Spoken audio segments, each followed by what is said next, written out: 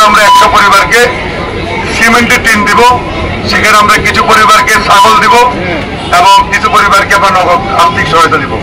এই সহায়তা সম্পূর্ণ হবে আমাদের দলের ভারপ্রাপ্ত চেয়ারম্যান দেশ নায়ক রহমানের উদ্যোগে।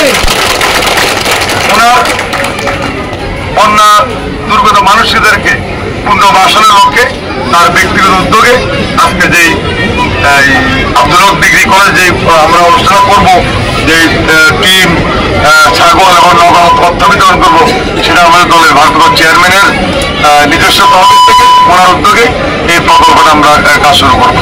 পর্যায়ক্রমে চলবে এবং আজকে পরশুরামে প্রায় 100 কৃষককে আমরা ধানের যে চারা, সেই চারা আমরা নিয়ে এসেছি। সেই 100 পরিবার 100 কৃষককে আজকে পরশুরামে সেখানে আমরা ধানের চারা আমরা উপহার দেব।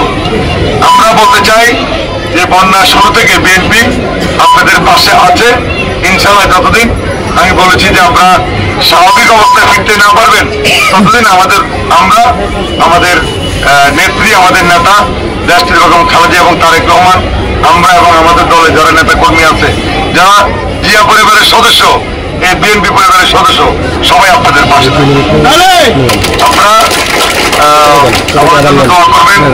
আমাদের নেত্রী অসুস্থ, তিনি এখনো অসুস্থ, তার জন্য দোয়া।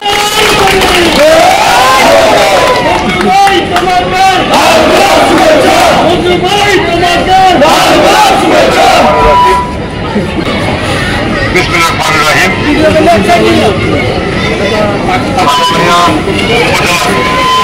বিভিন্ন ইউনিয়নে আমাদের এই কার্যক্রম চলছে।